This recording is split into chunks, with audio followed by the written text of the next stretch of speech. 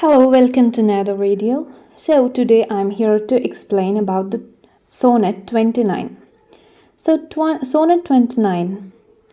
When in disgrace with fortune and men's eyes, I all alone weep my outcast state, and trouble deaf heaven with my bootless cries, and look upon myself and curse my fate, wishing me like to one more, rich in hope, featured like him with friends possessed, desiring this man's art and that man's scope, with what I most enjoy contented least.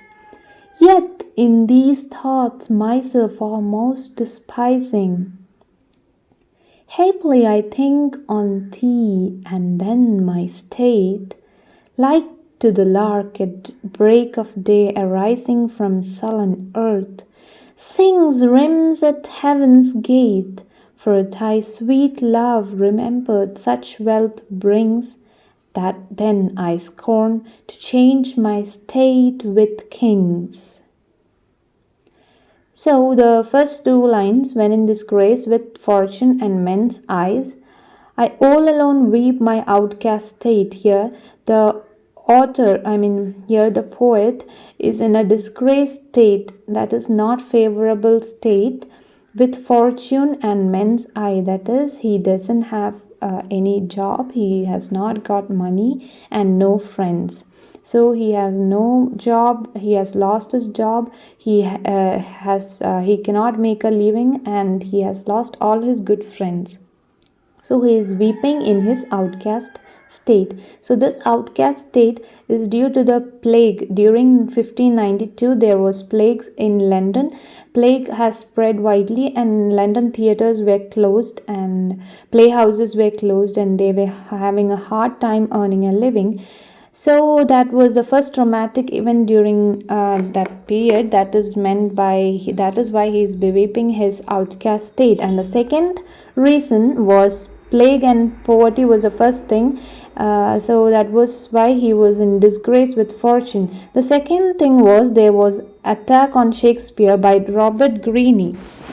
Who was a criticist. So he criticized Shakespeare, stating he was upstart crow, beautified with our wings. So that was so harsh, and Shakespeare, he was really heartbroken by these words by Robert Greene. So these were the two traumatic events that had led Shakespeare into weeping his outcast state. Okay. And then the next two lines, and trouble deaf heaven with my bootless cries, and look upon myself and curse my fate. He is troubled, and he's crying towards the deaf heaven. Deaf heaven is personification here. The element, poetic element, is personification, and deaf heaven is personified to God. So here the gods, he's telling they are deaf, they are not hearing anything, and his bootless cries are not reaching them. And then he look upon himself and he is cursing himself. So these all the next following lines, they show self-pity, self-hatred and jealousy of the poet.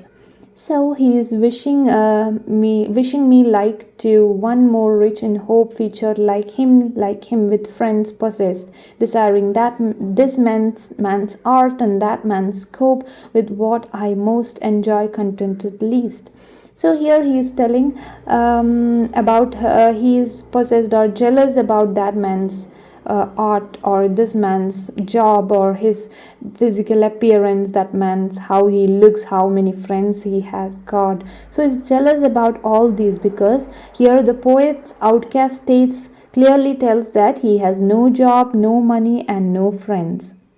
So obviously he is jealous for all the things that other people has got.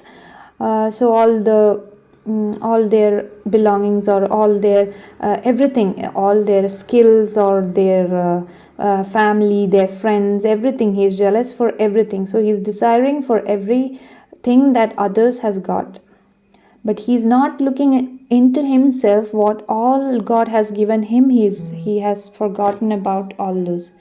Okay, So all these lines show self-pity, self-hatred and jealousy. Now the next lines, it portrays the love overcoming the feelings. So love is overcoming all his hateful feelings, and he will finally understand. So we can check those lines. Yet in these states myself almost despising, happily I think on thee. So accidentally, by mistake, happily in the sense accidentally, I think of you, and then my state changes. He tells that my state is changing here. So there is three states shown in this sonnet. That is, first is this outcast state where there was too traumatic event, the plague, and that criticism by Robert Greene. And then the state is this changing state. By why he has got the state changed, like to the lark at break of day arising from sullen earth. So the lark is a small bird which arises from the sullen earth at break of the day. So it sings hymns at heaven's gate. So this lark is singing at the heaven's gate. So he is getting accidentally he thought about you. You is maybe his, it can be his friend or his lover or whoever it is. So he thinks of that lover or the friend, and then his state completely changed. So he was self-hatred, he hated himself, he pitied himself, and he was so much jealous. And suddenly that state, all those state changes here by thinking of this lark. So the lark here is the symbol of hope.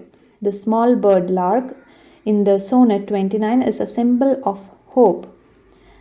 And the last two couplets, he's telling, for thy sweet love remembered such wealth brings, that then I scorn to change my state with kings. He's telling that the love that you have made me remembered, you have given a glimpse of that love, I have remembered it, and I remember it being more than that of all the golds that can be owned by kings. Your love is much more than every gold that the kings will own. So he is in the couplet, in the last couplet, he says that he remembers his hatred and his pitying himself and jealousy is overcome, and he love has made him remember or open his mind. Love has made him open his mind to love himself and to look into himself and find happiness. So that is all about the sonnet 29. So it has three quadrants and a couplet, and the rhyming scheme of the poem is A B A B C D C D E F E F and the couplet. So in the couplet there is self realization towards the poet. That is the main things about the poem. So William Shakespeare's poem Sonnet 29 is one of the best sonnets ever.